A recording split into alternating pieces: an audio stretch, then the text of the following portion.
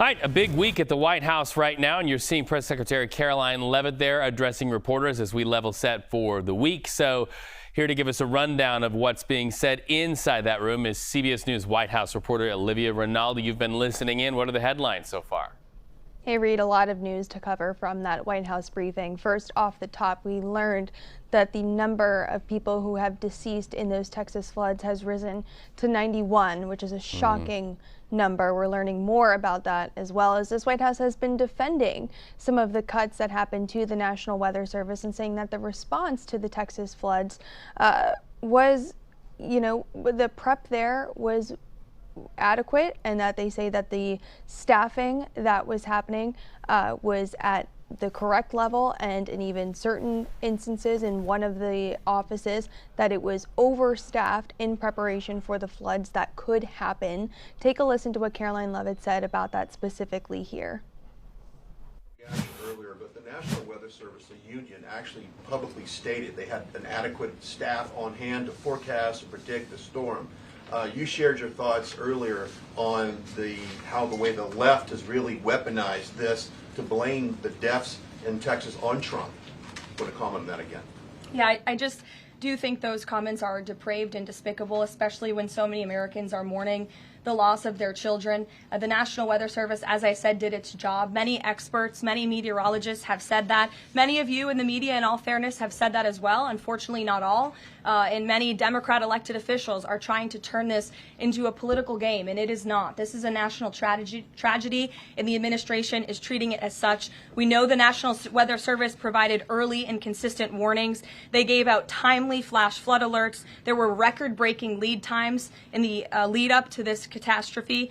There is ongoing flood monitoring, and these offices were well staffed. In fact, one of the offices was actually overstaffed. They had more people than they need.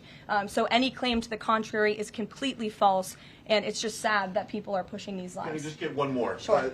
Kind of a little bit of breaking.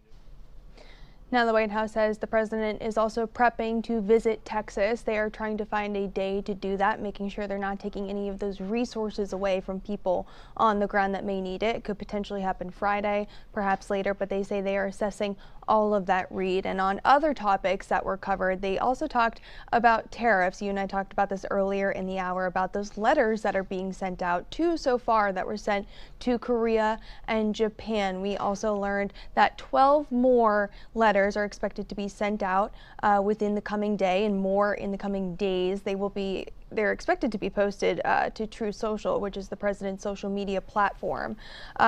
Additionally, we learned that the president is expected to sign an executive order on tariffs today. Take a listen to what Karoline Leavitt said about that just now in the press briefing. In fact, I have those letters. If you could get me the folder with the letters in them, Liz, they're right in the previous office. I have the signed letters that went out to both South Korea and Japan today. And there will be approximately 12 other countries that will receive notifications and letters directly from the President of the United States. And weeks ago, I stood at this podium and I told all of you that the President was going to create tailor-made trade plans for each and every country on this planet. And that's what this administration continues to be focused on. The president will also sign an executive order today delaying the July 9th deadline to August 1st. So the reciprocal tariff rate, or these new rates that will be provided in this correspondence to these foreign leaders, will be going out the door within the next month, or deals will be made. And those countries continue to negotiate with the United States. We've seen a lot of positive developments in the right direction, but the administration, the president, and his trade team want to cut the best deals for the American people and the American worker. That's what they're focused on. And in the effort of transparency, these letters will continue to be posted to Truth Social, so you can enjoy them yourself. Go ahead. Thanks, Karoline. Lastly, Reed, another topic to cover. We know that Israeli Prime Minister Benjamin Netanyahu is at the White House today. This is his 3rd meeting with the president since he took office. And of course, there is no shortage of topics on the table for them to discuss. We do know that top of mind is a potential ceasefire between Israel and Hamas. That is something that they are discussing during that dinner that they will be having today. We have also learned that Special Envoy Wickoff, excuse me, a lot of news out there. Special Envoy Wickoff is going to go to Doha later this week to take part in some of those negotiations between Israel and Hamas as they work towards the end of this long war. Reed.